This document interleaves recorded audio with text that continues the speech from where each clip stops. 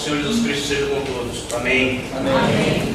Vamos até o capítulo 1 do profeta Isaías.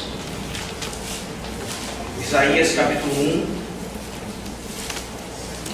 Eu lerei do verso 1 do capítulo 1 de Isaías até o verso 20. Entretanto, o sermão será apenas dos versos 10 ao verso 20 deste mesmo capítulo.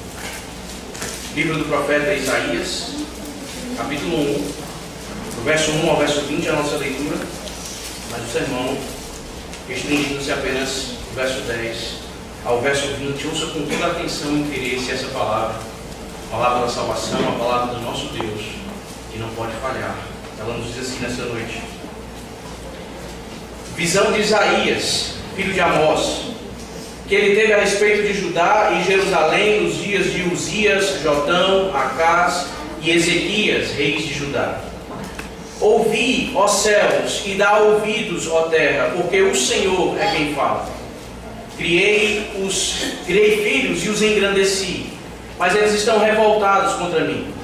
O boi conhece o seu possuidor, e o jumento o dono da sua manjedoura, mas Israel não tem conhecimento. O meu povo não me entende. Ai desta nação pecaminosa, povo carregado de iniquidade, raça de malignos, filhos corruptores. Abandonaram o Senhor, blasfemaram do Santo de Israel, voltaram para trás. Porque a vez de ainda ser feridos, visto que continuares em rebeldia. Toda a cabeça está doente e todo o coração é enfermo. Desde a planta do pé até a cabeça não há nele coisa sã, senão feridas, contusões e chagas inflamadas, umas e outras não espremidas, nem atadas, nem amolecidas com óleo. A vossa terra está assolada, as vossas cidades consumidas pelo fogo. A vossa lavoura os estranhos devoram em vossa presença, e a terra se acha devastada como numa subversão de estranhos.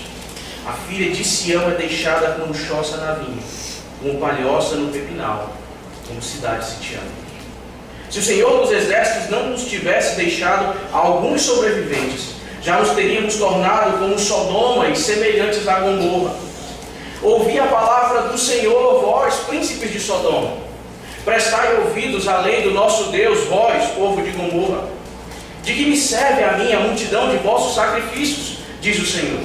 Estou farto dos holocaustos de carneiros e da gordura de animais cevados, e não me agrado do sangue de novilhos, nem de cordeiros e nem de bodes. Quando vindes para comparecer perante mim, quem vos requereu só pisardes os meus atos? Não continueis a trazer ofertas vãs. O incenso é para mim a abominação, e também as festas da lua nova, os sábados e a convocação das congregações. Não posso suportar iniquidade associada ao ajuntamento solene. As vossas festas da lua nova e as vossas solenidades, a minha alma as aborrece. Já me são pesadas, estou cansado de as sofrer. Pelo que, quando estendeis as mãos, escondo de vós os olhos. Sim, quando multiplicais as vossas orações, não as ouço, porque as vossas mãos estão cheias de sangue. Lavai-vos, purificai-vos, tirai a maldade de vossos atos e diante dos meus olhos, cessai de fazer o mal. Aprendei a fazer o bem, atendei à justiça, repreendei ao opressor, defendei o direito do órfão, pleiteai a causa das viúvas. Vinde, pois, e arrazoemos, diz o Senhor. Ainda que os vossos pecados sejam como a escarlata, eles se tornarão brancos como a neve. Ainda que sejam vermelhos como o carmesim, se tornarão como a lã. Se quiserdes e me ouvirdes, comereis o melhor dessa terra. Mas se recusardes e fordes rebeldes, sereis devorados à espada, porque a boca do Senhor o disse. Amém. Vamos orar mais uma vez. Senhor Deus, santo, santo, santo, trindade santíssima e maravilhosa, nós estamos diante do Teu trono de graça, tendo a consciência plena do quanto nós somos indignos de cultuarmos ao Teu nome ou de buscar ao Senhor. Se não fosse o Teu favor sobre nós, ó Pai, se não fosse a Tua graça salvadora que nos regenera, se não fosse o Teu Santo Espírito que trabalha em nós dia após dia, é certo que nós não teríamos nenhum acesso a Ti, ó Pai. Mas obrigado, porque nesta noite o Teu povo pode se achegar ao Teu trono de graça, por causa dos méritos daquele que foi pendurado em um madeiro por cada um de nós. Ó Deus, nós temos tanto a aprender ainda sobre o Teu culto solene. Nós temos tanto ainda, Pai, a ouvir da Tua palavra sobre a adoração que devemos prestar a Ti no dia do Senhor. Portanto, Senhor Deus, nesse texto inspirado, que o Senhor mesmo nos ensine, que o Senhor possa tratar os nossos corações, que o Senhor possa endireitar as nossas visões e perspectivas sobre o culto.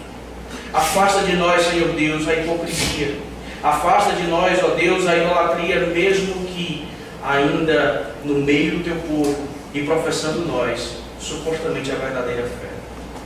Tem misericórdia de nós, Senhor Deus. E sobretudo, diante de adoradores, pecadores e miseráveis como nós, ajuda-nos, por favor, a ouvirmos da Tua graça maravilhosa, a sermos direcionados então para aquilo que o Evangelho nos aponta, a graça, a Tua graça, revelada por meio do Senhor Jesus Cristo, aquele que de fato cumpriu perfeitamente todas as coisas, e é o nosso modelo para que façamos também.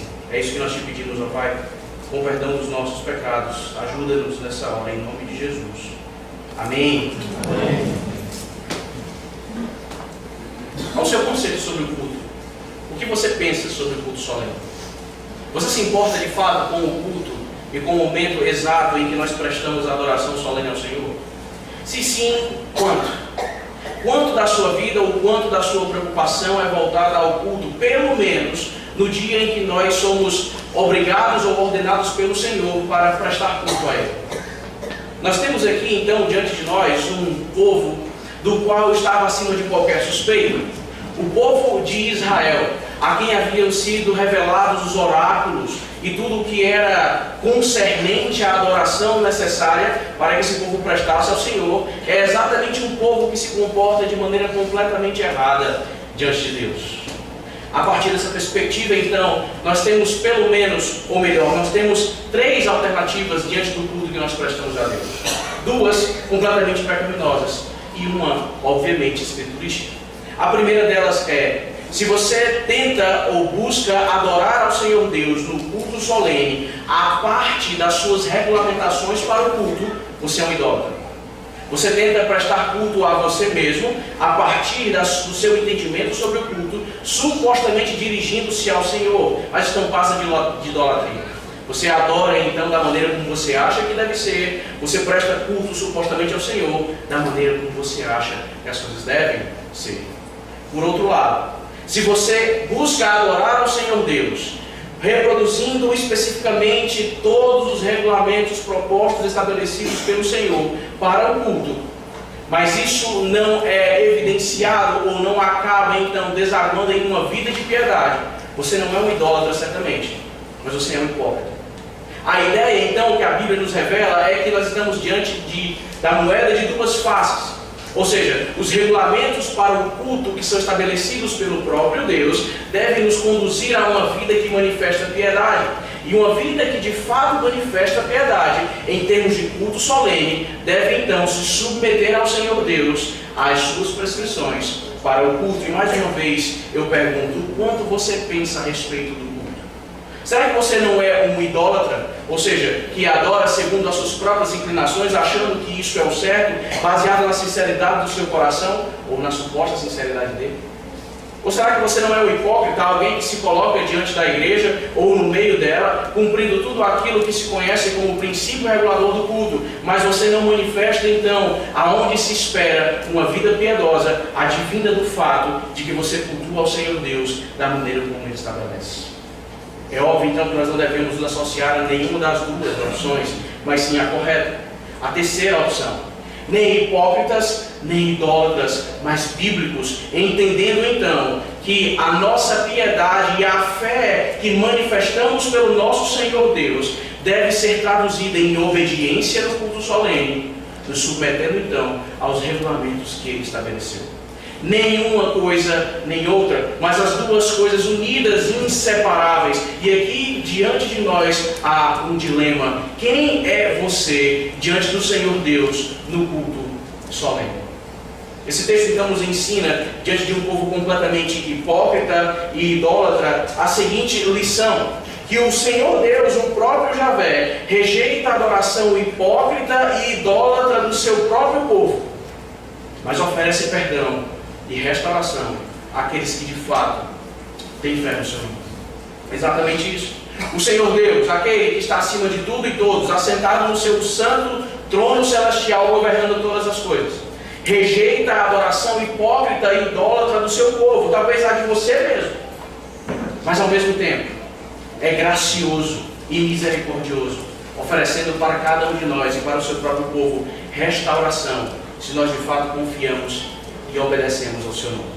Nós veremos isso nesse texto de duas maneiras bem simples. A primeira delas, dos versos 10 ao verso 17, nós veremos que o Senhor Deus denuncia a adoração hipócrita e idólatra do seu povo. E por último, dos versos 18 ao verso 20, nós veremos que o Senhor Deus, a despeito disso, oferece então o convite gracioso da restauração. Quem é você nesta noite prestando culto ao Senhor? Um idólatra? Um hipócrita? A ideia então é que se infelizmente estamos em duas perspectivas completamente antibíblicas, que nós olhemos para o Senhor à luz da sua palavra e clamemos então por arrependimento que só ela pode nos dar. Vejamos então aquilo que a palavra do Senhor nos diz a respeito da denúncia deste Deus ao culto hipócrita e idólatra do seu povo. Veja o que o verso 10 nos diz, como numa espécie de transição entre aquilo que nós lemos no restante do capítulo 1 e do que vai se passar então a partir disso. O verso diz o seguinte: ouvi a palavra do Senhor, vós príncipes de Sodoma, prestai ouvidos à lei do nosso Deus, vós, povo de Gomorra. Para que você possa captar um pouco aqui e visualizar a situação mais aproximada daquilo que a Escritura estabelece, você precisa entender ou imaginar um tribunal. Porque essa é exatamente a figura sobre a qual o povo de Israel é representado aqui.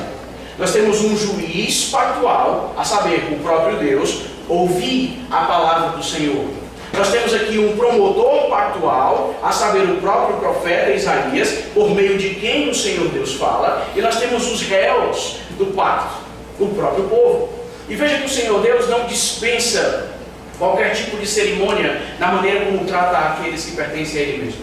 Ele não passa a mão na cabeça de ninguém, Ele não faz de conta que as coisas não estão acontecendo, mas Ele descreve o seu próprio povo à luz de dois qualitativos completamente horríveis. Ouvi, povo de Gomorra, prestai ouvidos à lei do Senhor, príncipes de Sodoma. Diante do tribunal de Deus, o povo é intimado para comparecer e a acusação é simples: vocês têm pervertido o meu culto e têm se portado de maneira hipócrita. Veja a situação completamente caótica do povo. Não são apenas algumas pessoas, não são apenas alguns sacerdotes, mas é o povo como um todo. O Senhor Deus, juiz do pacto, se dirige ao seu povo por meio do seu profeta ou do seu promotor pactual, e ele fala das duas camadas, generalizando. Aquilo que diz respeito à corrupção do culto a Deus tinha chegado tanto na liderança ou nos príncipes, como no povo de maneira geral. A situação do povo de Israel, então, é completamente lastimável, à luz do que nós lemos desde o início do capítulo 1. O profeta Isaías é colocado pelo Senhor Deus para alertar o povo de Deus sobre os perigos do cativeiro que já se avizinhava. E veja só que coisa interessante: por onde é que o Senhor Deus começa as acusações que levariam o povo ao cativeiro logo mais? Pelo culto. Não são as causas sociais, não são qualquer outro tipo de preocupações, mas o Senhor Deus começa as suas acusações contra o seu próprio povo por meio do culto que este povo supostamente prestava a Deus. Você já pensou se isso aplica-se à sua própria vida? Se o Senhor Deus rejeitasse o seu culto, se fosse possível ainda hoje que um profeta então personificadamente chegasse para nós em termos de igreja presbiteriana do Brasil ou em termos de evangelicalismo brasileiro e dissesse: o culto de vocês é hipócrita e é idólatra, como você se portaria? É dessa exata maneira que o Senhor Deus então se coloca ou coloca o seu povo diante dele. Nós estamos então diante do tribunal de Deus, cujo juiz pactual não pode errar. Ele não pode falhar em suas acusações. E ele agora então nos diz, a partir disso, quais são as suas queixas pactuais. O tribunal está montado, o juiz assentado no seu trono, nós onde deveríamos estar. E agora este Deus diz então quais são as suas queixas pactuais dentro da peça do processo. Veja o que diz o verso 11. Do verso 11 até o verso 12: de que me serve a mim a multidão dos vossos sacrifícios, diz o Senhor? Estou farto dos holocaustos de carneiro, da gordura de animais cevados, e eu não me agrado do sangue de novilhos, nem de cordeiros e nem de bodes. Quando vindes comparecer perante mim, quem vos requereu o só pisardes os meus atos? Perceba que a queixa pactual do Senhor Deus, ou seja, a sua acusação diante do seu próprio povo, ela é dividida em duas partes. Na primeira delas, que acabamos de ler, o Senhor Deus demonstra para o povo e denuncia a completa inutilidade de sacrifícios ou do sistema sacrificial prestado a ele. O Senhor Deus ataca então a estrutura do culto do seu povo, a estrutura do povo ou do culto do povo de Israel. E ele diz de maneira bem clara: aquilo que vocês têm feito em meu nome não serve de absolutamente nada. E aqui é útil para que nós visualizemos melhor o conceito. Nós entendemos então aí de maneira panorâmica uma doutrina que ensina ou que se chama princípio regulador do culto. O que seria então o princípio regulador do culto? É nada mais nada menos do que a ideia do chamado só da Escritura ou somente a Escritura sendo aplicada ao culto. De que maneira? Ora, dentro do que diz respeito ao culto, nós só podemos fazer aquilo que a Escritura nos revela, quer seja de maneira explícita, quer seja por deduções lógicas e necessárias, quer seja por exemplos históricos. Nada que ultrapasse esses três marcos pode entrar então no culto prestado ao Senhor. Nós só podemos fazer aquilo que ele estabelece, ou seja, isto é conhecido como elementos de culto. As partes que compõem o culto devem ser aquelas que a própria palavra do Senhor Deus diz que deve ser, porque ele tem primazia majestosa sobre o culto. Mas o problema com Israel não era sobre o princípio regulador do culto. Israel cumpria perfeitamente, se é que nós podemos aplicar a perfeição a nós, o chamado princípio regulador. Veja, o sistema sacrificial da antiga aliança era a estrutura do culto de Israel. O povo, você sabe bem pelos relatos bíblicos, sacrificava no templo, sacrificava no tabernáculo, e a partir disso então, mediados pelos sacerdotes, o culto era prestado ao Senhor Deus.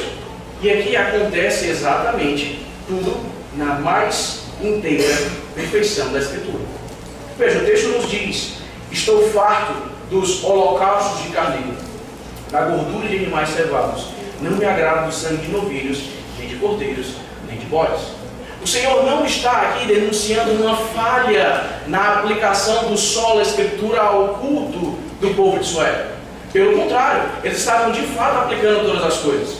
Em termos daquilo que compunha o culto do Antigo Testamento, eles estavam cumprindo muito bem. Sacrifícios eram feitos. As formas correspondiam aos elementos, ou seja, aquilo que pode conhecer-se como ovelhas, sangue de novilhos, etc. Inclusive aspectos circunstanciais. O Senhor Deus não havia dito que deveria haver vários sacrifícios ou 5 sacrifícios. Pelo contrário, veja, o povo sacrificava uma multidão deles. O problema não era com a liberalidade do povo diante dos sacrifícios. O problema não era com o desvio do princípio regulador, mas o problema estava no coração do povo.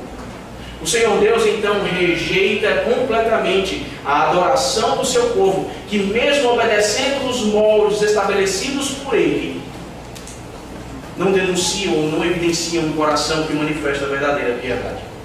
Veja que é isso que ele diz no verso 12, quando fala: quando vindes comparecerdes diante de mim, quem vos requereu só pisardes os meus atos? Muitos aqui então se aproveitam do fato e da Escritura que nos narra isso para dizer o seguinte: está vendo só?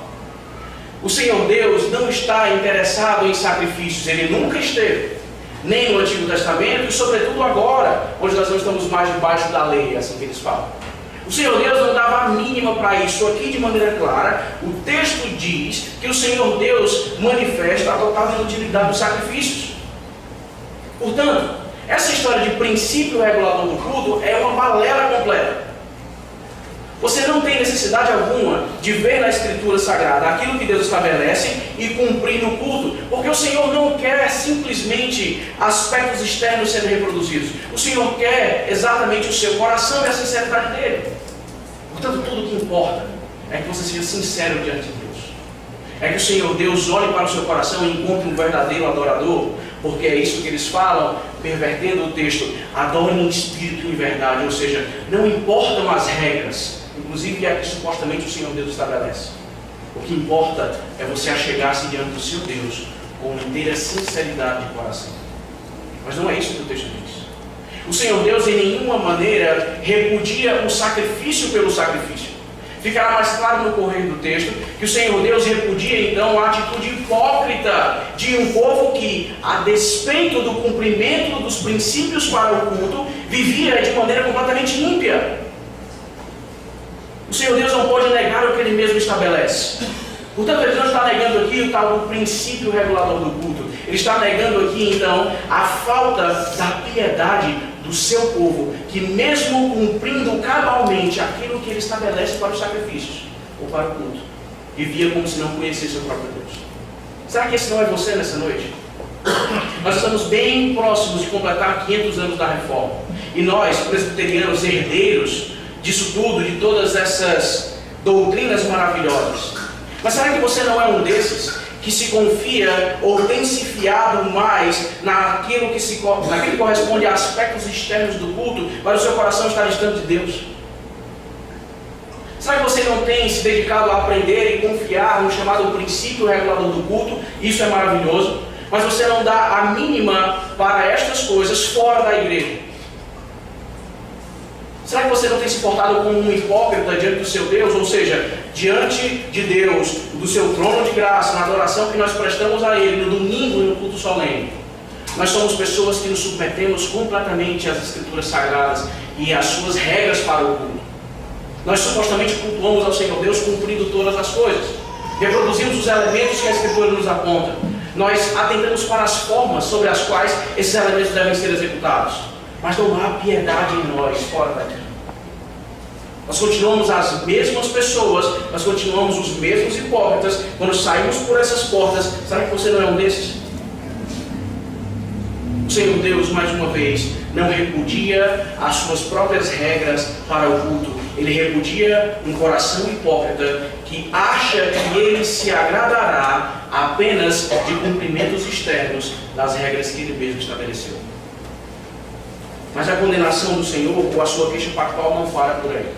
Se Ele nos diz então, ou dizia ao povo, sobre a inutilidade dos sacrifícios, ou do sistema sacrificial, agora Ele desce ainda mais pesado sobre o povo. Veja do verso 13 até ao verso 14, até o verso 15. Não continueis a trazer ofertas vãs. O incenso é para mim abominação, e também as festas da lua nova, os sábados e a convocação das congregações. Não posso suportar a iniquidade associada ao ajuntamento solene. As nossas festas da lua nova e as vossas solenidades, a minha alma as aborrece. Já me são pesadas e estou cansado de as sofrer. Pelo que quando estendeis as mãos, escondo de vós os olhos. Sim, quando multiplicais as vossas orações, não as ouço, porque as vossas mãos estão cheias de sangue. Perceba aqui o tamanho da queixa e o alcance da queixa do Senhor Deus para com o seu povo. Não apenas os sacrifícios foram repudiados por ele, mediante um coração que não compactuava com o ato de sacrificar, mas o sistema festivo e cultico de Israel. O texto nos fala aqui sobre as festas que compunham o calendário litúrgico do povo. Nessas festas haviam também sacrifícios, ofertas e etc. O povo, mais uma vez, à semelhança do que havia sido visto nos sacrifícios, obedecia cabalmente cada uma dessas datas. Eles não perdiam ou negligenciavam as festas da lua nova, ou os sábados, ou as convocações solenes para o culto. Eles estavam lá, todo o povo, supostamente adorando ao Senhor. Mas o que Deus diz é: eu não suporto iniquidade associada ao ajuntamento solene. De que maneira isso se aplica a nós? Vários anos depois, nós nem sacrificamos mais sacrifícios cruentos e nem temos mais um calendário litúrgico como o povo de Israel tinha. Mas veja aquilo que o Senhor Deus está atacando. Em primeiro lugar, quando condena o sistema sacrificial, Ele está atacando exatamente aquilo que você conhece como formalismo.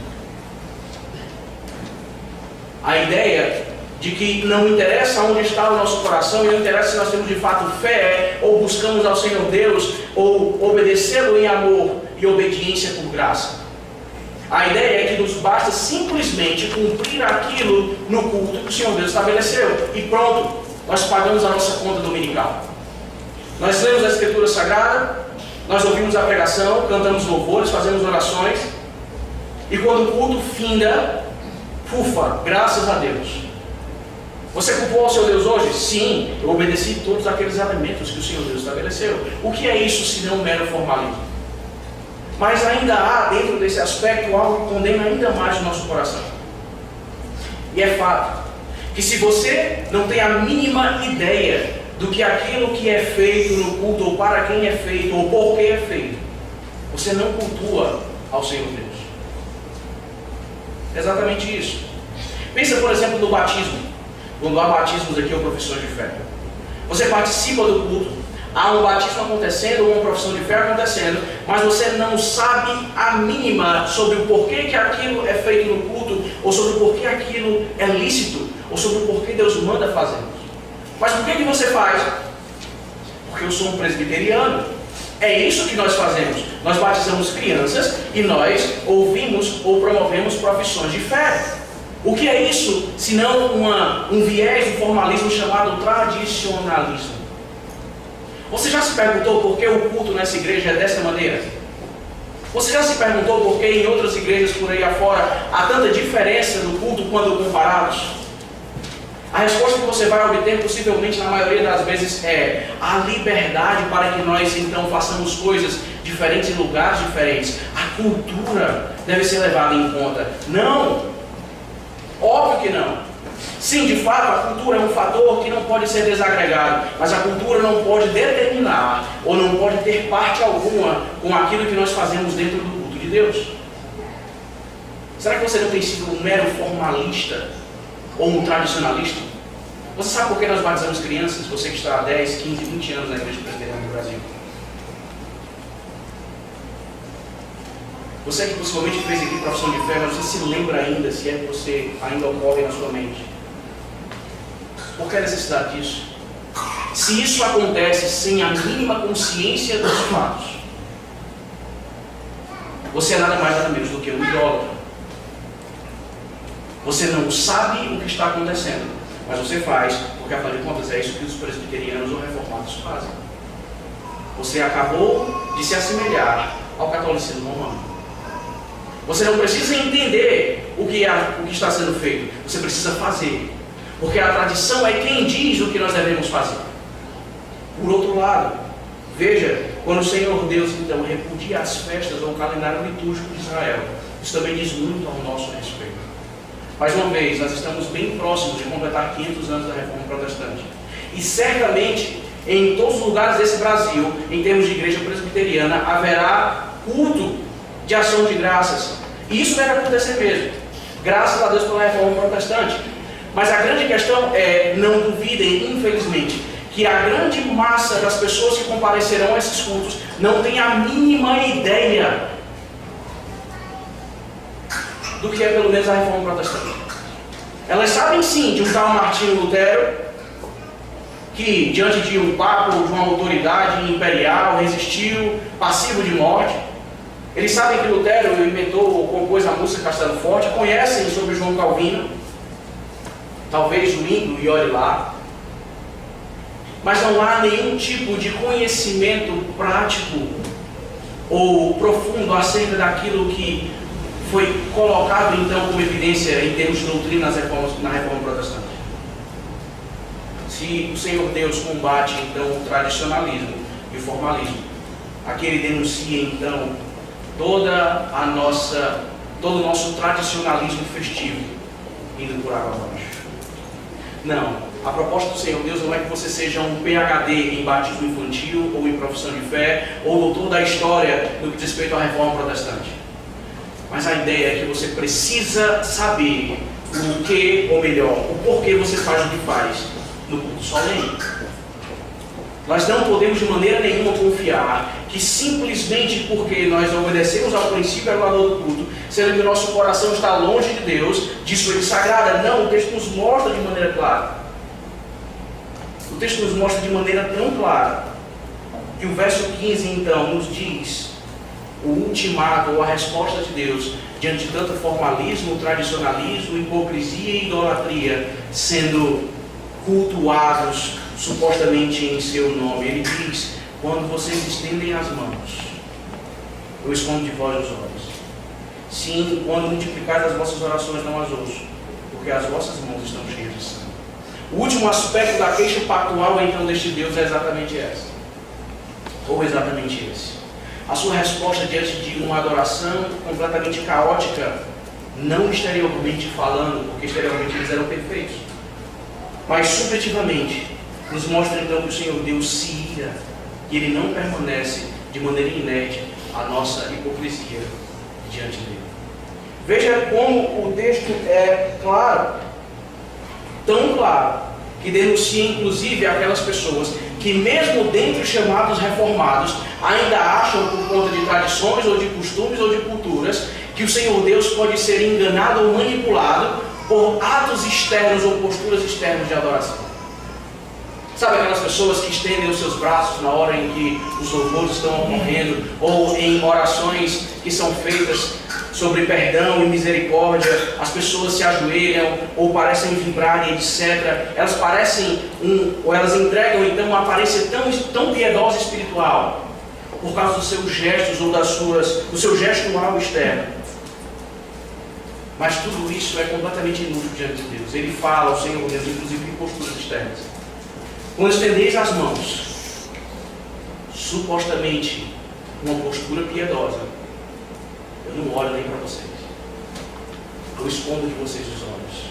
E aí, aquilo que é o ultimato, de fato, as vossas mãos estão cheias de sangue. Aqui a sua consciência, ao ouvir estas coisas, exatamente adota uma saída pela tangente. Porque afinal de contas você diz: eu nunca derramei sangue algum. Veja a situação do povo de Israel. Inclusive, pessoas que quebravam então o mandamento não matarás, hipocritamente faziam parte do culto ao Senhor Deus, achando que só por obedecer aqueles aspectos externos, Deus haveria de se agradar deles. Mas ele diz: as vossas mãos estão cheias de sangue, eu não as ouço, ainda que vocês multipliquem as vossas orações. Mas você, graças a Deus, não é um assassino. E a pergunta é: será que não? Talvez você nunca tenha tirado a vida de alguém de fato, no sentido físico. Mas você lembra das palavras do Senhor Jesus Cristo a respeito daquele que odeia ao seu próprio irmão e como o Senhor Jesus qualifica exatamente este ato? Sim, nós já assassinamos. Se não fisicamente derramamos sangue, mas o simples fato, entre aspas, de odiarmos os nossos irmãos, nos denunciam como pessoas que têm suas mãos manchadas de sangue. Esse é o estado completamente caótico da adoração do povo de Israel. E veja o detalhe mais uma vez. Externamente, esse povo ia de bem a melhor, como dizem. Eles obedeciam às leis para os sacrifícios, eles obedeciam às leis para as festas litúrgicas, eles estavam perfeitamente em respeito ao aspecto exterior, mas o coração deles estava completamente distante de Deus. Se o Senhor Deus no seu tribunal então apresenta a sua queixa pactual, ou as suas queixas pactuais, agora Ele nos implica, ou denuncia, ou outorga o seu requerimento pactual. Ele acaba de dizer: o culto de vocês não presta, embora obedeçam às regras estabelecidas por mim. Vocês querem cultuar da maneira como me agrade? É simples, veja o requerimento pactual de Deus. É bem simples. O texto diz no verso 16: lavai-vos, purificai-vos, tirai a maldade de vossos atos e diante dos meus olhos, cessai de fazer o mal. Aprendei a fazer o bem, atendei à justiça, repreendei ao opressor, defendei o direito do órfão, pleiteai a causa das viúvas. Se a adoração do povo estava completamente corrompida por idolatria ou hipocrisia, aqui está então aquilo que o Senhor Deus requer para o culto. E é uma lista bem simples. Se você é um idólatra, ou se você tem sido um hipócrita, é isso que Deus requer de você. Veja: lavai-vos, purificai-vos.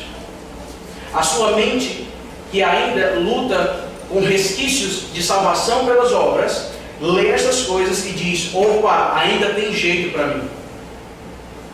Eu posso me lavar, eu posso me purificar de alguma maneira. Eu posso inclusive tirar a maldade dos meus atos de diante dos olhos de Deus. Eu posso lutar e evitar e buscar não fazer o mal. Eu vou tentar fazer isso. Mas a coisa se apresenta como completamente impossível quando no último aspecto do verso 16 o Senhor Deus diz: cessai de fazer o mal. Esse é exatamente o requerimento pactual de Deus para o seu povo. Em outras palavras, Ele deseja nada mais, nada menos do que perfeição absoluta e pureza absoluta. Exatamente aquilo que você não pode oferecer.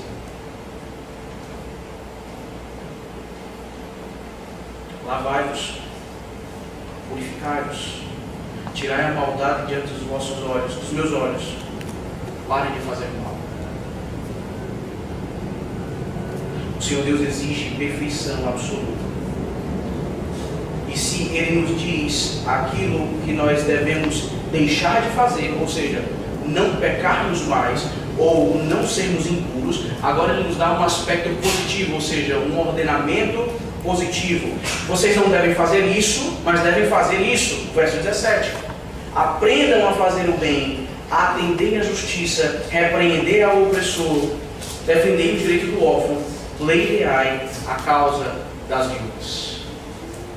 Perceba como, em termos de aspecto, aqui nós temos o mesmo indicativo ou perspectiva daquilo que conhece como decálogo.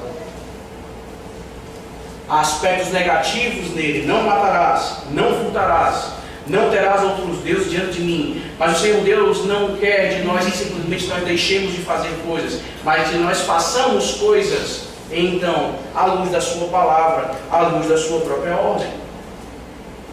Se você ainda não conseguiu captar, a ideia é bem simples, e aqui as coisas se completam. O que o Senhor Deus diz é: eu não estou rejeitando o tal do princípio regulador. O que eu digo a vocês é o seguinte: o culto no sentido estrito, ou seja, o culto no dia do Senhor, no ajuntamento solene, ele deve necessariamente influenciar o culto no sentido amplo, ou seja, além destas portas. Isso depõe muito contra nós, na maioria das vezes. Porque nós somos essas pessoas que cultuamos ao Senhor, obedecendo na medida em que temos aprendido sobre o que Ele requer de nós para o culto. Mas muitas vezes as nossas vidas continuam completamente pervertidas, no sentido de não adotarmos o caminho certo a partir do que temos ouvido e feito. Nós continuamos os mesmos hipócritas, nós continuamos os mesmos idólatras, nós continuamos nos portando como o povo de Gomorra ou como o povo de Sodoma. E é exatamente isso que o Senhor sinaliza para nós. O culto solene deve descambar no culto da vida, assim como ele é chamado. Não há uma exclusão das duas coisas, mas há uma junção das duas, ou uma completude dentre as duas perspectivas. Dessa maneira o Senhor Deus ataca as duas visões que as pessoas dizem sobre o culto e acerca de nós mesmos, e talvez de vocês.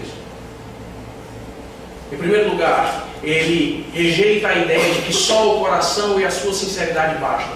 Não, eles não bastam. Em primeiro lugar, o seu coração é enganoso. Mas em segundo lugar, o Senhor Deus nos mostra que simples observações ou obediências a aspectos externos que Ele mesmo recomenda, sem um coração que busque fazer isso com alegria pela obediência que advém da graça derramada sobre nós, sem que isso descambe em piedade verdadeira, também não serve. O Senhor Deus condena então a nossa hipocrisia e a nossa idolatria. Lembra de Caim e Abel no Éden? Os dois comparecem para ofertar ao Senhor Deus num contexto de culto solene, e o Senhor Deus rejeita a um, mas se agrada do outro. As pessoas adotam uma perspectiva a partir desse texto e dizem o seguinte: está vendo? O Senhor Deus olhou para o coração de Abel e o aceitou. Portanto, Deus não quer saber tanto dessas regras e leis. Mas veja, o texto nos diz que aquele que foi rejeitado não foi só o adorador, mas inclusive a sua oferta. O texto nos diz de maneira clara: ele se agradou de Abel e de sua oferta, ao passo que rejeitou a Caim e sua oferta. As duplas faces da mesma moeda. Em outras palavras, nós buscamos obedecer, conhecer e nos adequar ao princípio regulador do culto, que é maravilhoso, com uma resposta de gratidão ao fato de que, se o Senhor Deus não tivesse agido em nossas vidas, aberto os nossos olhos para obedecê-lo e salvar-nos, nós nunca teríamos a possibilidade de fazê-lo. Nós obedecemos por graça, ou com uma resposta graciosa àquilo que Deus fez por nós, e não obedecemos para obter favor de Deus, no sentido de negociar com Ele ou barganhar com Ele. Portanto, se você é um hipócrita ou um idólatra em termos de culto nessa noite, é simples: cesse de fazer o mal. É óbvio que a resposta é: nós estamos completamente perdidos. Não há como. Não há como. Você é a própria prova, ou a sua consciência nesse exato momento atesta contra você mesmo a respeito de como isto é impossível de ser cumprido. O Senhor Deus requer nada mais nada menos do que perfeição absoluta e pureza absoluta, e nós não podemos oferecer. É exatamente por isso, então, que ao apresentarmos o seu tribunal divino montado, ao nos demonstrar as suas queixas pactuais e ao manifestar os seus requerimentos pactuais para o culto, onde nós nos achamos completamente culpados, há então o verso 18 ao verso 20 que enche o nosso coração de esperança. Se nós somos miseráveis pecadores que supostamente tentam adorar a Deus, mesmo em meio à hipocrisia ou à idolatria dos nossos corações, aqui está aquilo que deveria consolar você. Se você é um desses, ou se enquadra em uma dessas descrições, o verso 18 ao verso 20 é aquilo que deveria encher o seu coração de esperança. Porque o Senhor Deus, tendo denunciado então o problema do culto do seu povo, agora ele estende o seu convite gracioso sobre todos aqueles que de fato se arrependem e confiam no seu nome. E assim ele acaba em novo restaurar a estas pessoas. Miseráveis pecadores como nós, atentem, ouçam o convite gracioso do Senhor Deus nesta noite, para hipócritas e para idólatras, como nós somos profissionais em si. O verso 18 nos diz: vinde, pois, e arrazoemos, diz o Senhor. Ainda que os vossos pecados sejam como a escarlata, eles se tornarão brancos como a neve. Ainda que sejam vermelhos como o carmesim, se tornarão como a lã. O Senhor Deus, então, nos convida graciosamente ao arrependimento. E a estrutura do texto é bem interessante, porque o verso 18, ou o começo dele, não nos permite captar um pouco da intenção ou do suposto humor de Deus quando se dirige ao seu povo. Por vinde, pois, arrazoemos, diz o Senhor. Nós não conseguimos, às vezes, captar ou ter o senso da linguagem que o Senhor Deus deseja. A ideia aqui é como se o Senhor Deus estivesse sentado no seu trono e ironicamente falando o seguinte: faça o seguinte, vamos competir então em termos de propostas para soluções ou para solucionar o problema de adoradores hipócritas e idólatras. Apresentem as suas e eu apresentarei a minha, e em comparação nós veremos que não há nenhum tipo de possibilidade de que alguém ou alguma coisa seja melhor do que aquilo que eu ofereço a vocês, seus hipócritas e seus idólatras.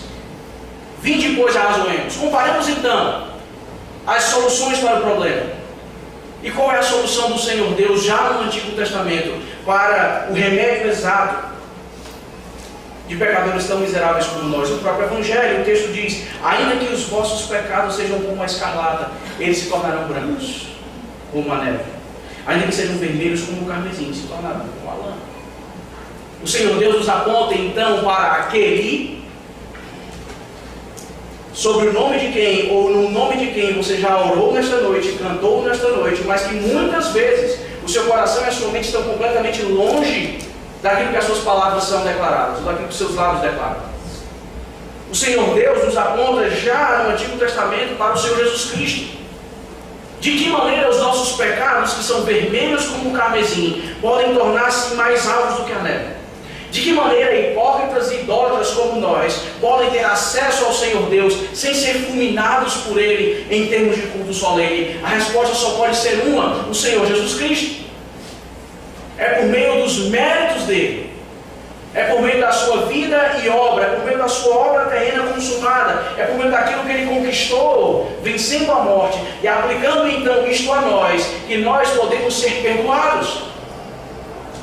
Nessa noite, há um convite gracioso para todos nós pecadores que já estão fartos daquilo que os nossos corações denunciam a nós mesmos, sobre as nossas inconstâncias, sobre as nossas incoerências, sobre as nossas inconsistências a respeito do culto. Talvez você seja um desses que vem domingo após domingo, senta-se nos bancos, reproduz aquilo que é feito em termos de liturgia, mas você sabe que há alguma coisa errada, você ainda é um hipócrita, você ainda é um idólatra. Você finge adorar ao Deus verdadeiro, não pertencendo ao Deus verdadeiro. E aqui há então o caminho e a solução para isso. Se você nessa noite não pertence ao Senhor Deus, salvificamente falando, não há outra opção para você além dessa, a não ser a destruição total. Assim como o povo foi encaminhado ao cativeiro como punição por seus pecados, ou pelos seus pecados, há um cativeiro pior para você. Você já experimenta nesta vida aspectos deste cativeiro por vir e eterno, o próprio inferno. Mas há salvação sendo oferecida para nós, hoje por meio deste texto. Se os seus pecados são vermelhos como a escarlate, há uma possibilidade de que você seja encontrado mais alto do que a neve, o Senhor Jesus Cristo, que ao contrário de nós, de mim e de você, cumpriu perfeitamente e observou a perfeição da pureza em todos os aspectos. O Senhor Jesus, que unicamente por meio dele faz com que nós possamos adentrar na presença de Deus, revertendo então os efeitos da queda que sofremos então com os nossos pais lá no Éden em Gênesis 3. É esse o Senhor e é esse o seu convite. É a única maneira que nós podemos ser curados finalmente da nossa hipocrisia e idolatria crônicas. O Evangelho já em Isaías sendo apresentado a nós como aquele, ou na figura daquele que foi entregue como perfeito sacrifício. O próprio Pai entregou o seu Filho para que miseráveis como nós pudéssemos nos sentar nesses bancos verdadeiramente, não de maneira hipócrita ou idólatra, e adorarmos ao nosso Deus de fato e de verdade. Esse é o nosso Senhor Jesus Cristo. É por isso então que o Senhor Deus diz de maneira tão confiante: vinde pois a razonemos, me diga qualquer outra solução que possa contornar ou resolver o seu problema. Apresente diante de nós aquilo que você tem feito para tentar curar as suas mazelas espirituais. Apresente todo o seu esforço por cumprir o princípio regulador, ainda que o seu coração denuncie completa falta de piedade. Ótimo que nós cantamos os salmos. Ótimo que nós não temos culto infantil. Ótimo que os elementos que nós praticamos aqui são bíblicos e revelados pela Escritura. Mas se o nosso coração não é moldado sistematicamente por isso que nós fazemos e cumprimos, isso é lixo. E não é verdade. As duas coisas que não podiam ser separadas ou não podem ser separadas, mas por ocasião da queda.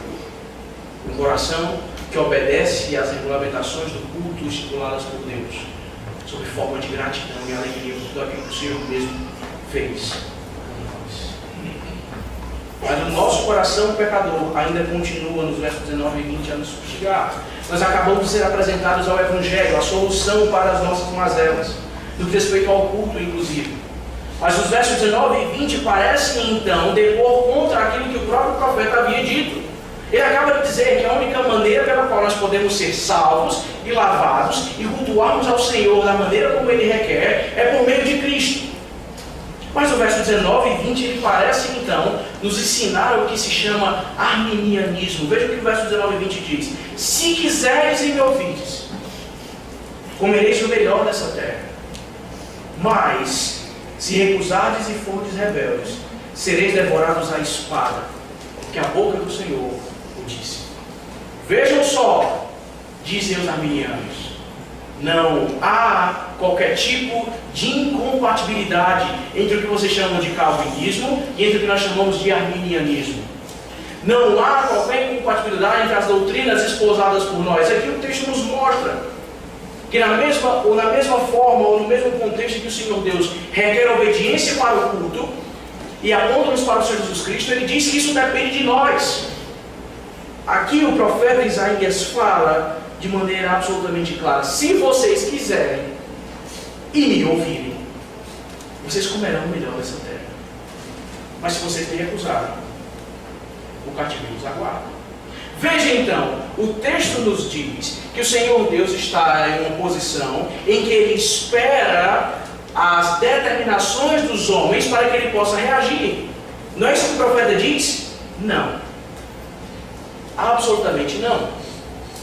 Esse texto, ou esse verso, é interpretado de maneira muito esdrúxula, tanto dessa perspectiva, quanto por supostamente ensinar a chamada teologia da prosperidade, ou um gatilho para isso. Se você quiser e cumprir os regulamentos que eu coloco para você, enquanto apóstolo, ou pastor, ou bispo, você vai comer o melhor dessa terra. Faça isso. Seja aquele que vem em campanha tal, doe o máximo que você puder doar, é para a obra de Deus, é para o reino de Deus. Faça isso e você será aquele que usufrui do melhor desta terra. Porque afinal de contas você é cabeça e não cauda. É isso que o profeta diz? É óbvio que não. Mas se não são essas duas coisas, o que ele nos ensina? Quando a linguagem parece ser tão clara a respeito de um Deus que aguarda a nossa resposta para que Ele responda em seguida. Não é arminianismo. Não é teologia da prosperidade. O Senhor, então, desengola as nossas mentes, tão cegas pelo pecado, e tão influenciadas por Ele, a ponto de acharmos ou cogitarmos essas duas perspectivas, dizendo o seguinte: o que está diante de nós enquanto povo de Deus, nada mais são do que as consequências lógicas das escolhas que nós fazemos, ou dos caminhos que, à luz da palavra de Deus, nós adotamos ou nos voltamos em rebeldia. Ele não está ensinando nenhuma dessas doutrinas espúrias, ele só está dizendo o seguinte: é óbvio que se você for por aqui, determinada coisa vai acontecer. E se você adotar o caminho inverso, isso também vai acontecer. Lembra das promessas pactuais, ainda lá no Antigo Testamento do Pentateuco? Se vocês não obedecerem, e aqui, óbvio, uma parábola, se vocês não obedecerem, vocês serão abençoados. Mas se vocês forem rebeldes contra mim, eu exterminarei vocês. Da mesma maneira que isso não é arminianismo, mas sim o fato de que o Senhor Deus aponta que as nossas escolhas têm consequências e elas são óbvias, é a mesma coisa que o profeta nos diz. Se vocês quiserem me ouvirem, se vocês atentarem para o convite gracioso do Evangelho que acabamos de ouvir e de ver, vocês então desfrutarão de verdadeira justiça, da verdadeira proteção ao direito do órfão, do verdadeiro pleiteamento da casa das viúvas. Vocês vão poder ver como nunca viram o culto no sentido estrito, no culto solene ou no dia solene, ganhando contornos para a vida como um todo. Mas se não, há uma condenação horrível. Perceba, o Senhor Deus nunca se coloca em cima do muro.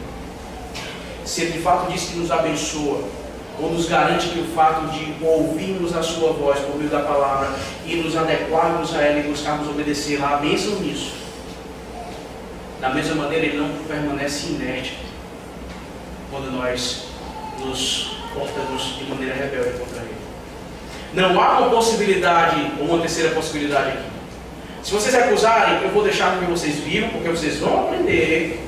A vida vai ensinar a vocês que vocês adotaram então a escolha errada. Eu vou ficar de fora aqui olhando e assistindo vocês quebrarem a cara, mas eu avisei a vocês. Não! O Senhor Deus é aquele que ativamente castiga, não de maneira passiva e não subindo em cima do muro, mas diz: se vocês recusarem, há um castigo certo, vocês serão devorados à espada. Para que não reste nenhuma dúvida disso, o profeta encerra dizendo o seguinte, com uma assinatura dos termos do processo: foi a boca do Senhor que assim disse. Não qualquer descrição ao Senhor, mas ao Deus pactual, a Javé, como você pode observar na sua Bíblia, todas as letras maiúsculas sendo apresentadas a você.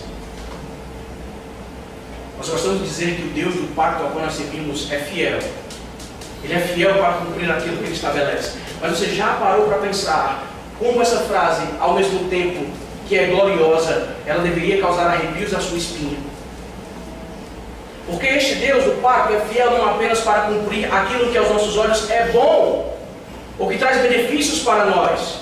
Ou seja, não é fiel apenas para nos abençoar, mas Ele é fiel inclusive para castigar os nossos pecados. E aqui Ele diz isso. Se você olha para um Deus fiel, simplesmente pela ótica de um Deus da qual esse atributo se refere apenas a bênçãos dadas por Ele, saiba que este Deus também é fiel para trucidar-nos por meio da espada. Isso deveria nos assombrar. Da mesma forma que Ele não pode negar a si mesmo no que diz respeito a bênçãos concedidas a nós. Ele não deixará de punir aqueles que de fato devem ser punidos. Não há ninguém que possa escapar do tribunal do Senhor Deus. A boca do Senhor assim o disse. Como nós estamos, herdeiros da Reforma Protestante, 500 anos depois de grandes homens que se levantaram, que foram levantados por Deus, sobre grandes homens que combateram, inclusive, o culto romanista completamente idólatra, hipócrita e apóstata.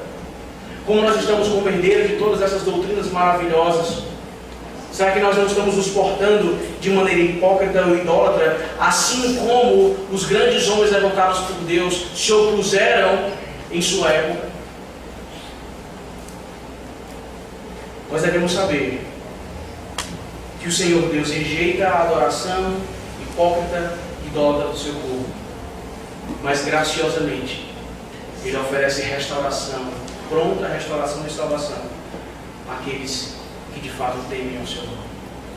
Essa é a esperança para nós, que somos tão frágeis, que somos tão incoerentes em nossos propósitos.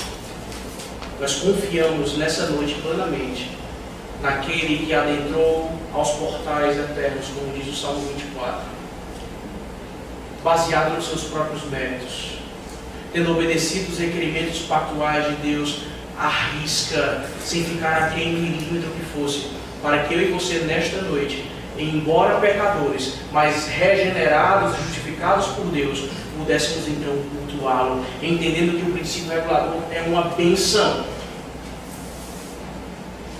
porque nos livra dos fardos humanos impostos sobre nós, mas compreendendo acima de tudo que nós fazemos isto, ou seja, cumprimos e obedecemos como gratidão àquilo que o Senhor Deus fez por nós, mas nunca para merecermos o seu favor, porque aquilo que nós merecemos é nada mais nada menos do que condenação.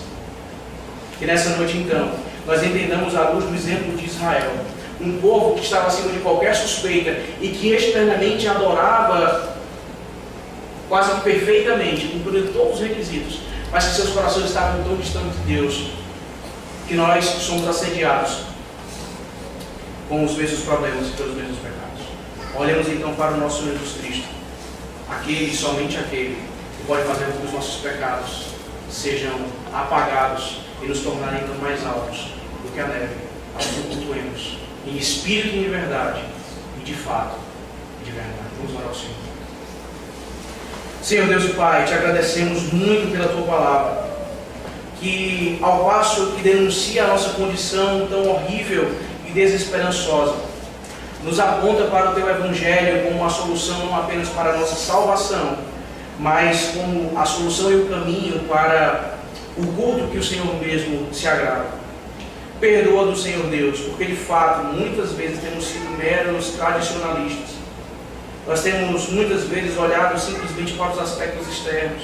Eles são importantes sim, ó Deus. O Senhor os requer. Mas perdoa-nos, porque o nosso coração tantas vezes está distante do Senhor. Nós temos orado aqui, cantado, Senhor, ouvido a Tua palavra. Mas infelizmente, pela desgraça do pecado em nossos corações, muitos de nós sairão por essas portas, continuando sem dar a mínima para o que o Senhor Deus requer. Pela Tua graça, ó Pai, e pelo Santo Espírito de Deus, a estas pessoas, alerta-os que serão devorados da espada mais cedo ou mais tarde. E pelo terror em que o Senhor implanta em suas próprias consciências, pela tua graça, ó Deus, encaminha-os para o teu Santo Filho, para o Senhor Jesus Cristo. Ao mesmo tempo, ó Pai, nós te pedimos, nós que, embora tentando obedecer ao Senhor, mas sendo pegos muitas vezes pelos nossos pecados que ainda nos assediam e falhamos, que o Senhor possa nos encorajar a saber que o Senhor Deus deseja um coração grato e que obedece ao Senhor, mas que, sendo justificados por Ti em Cristo Jesus, nem os nossos defeitos e incoerências podem nos separar de Ti, porque nós confiamos no Senhor Jesus Cristo, aquele que foi o sacrifício perfeito, aquele que cumpriu todas as Tuas estipulações e requerimentos pactuais. E por isso, nessa noite, nós o louvamos, porque, graças a Deus, nós não dependemos de nós mesmos para ter comunhão contigo, mas nós confiamos exclusivamente em Cristo Jesus, aquele que intercede por nós à tua destra.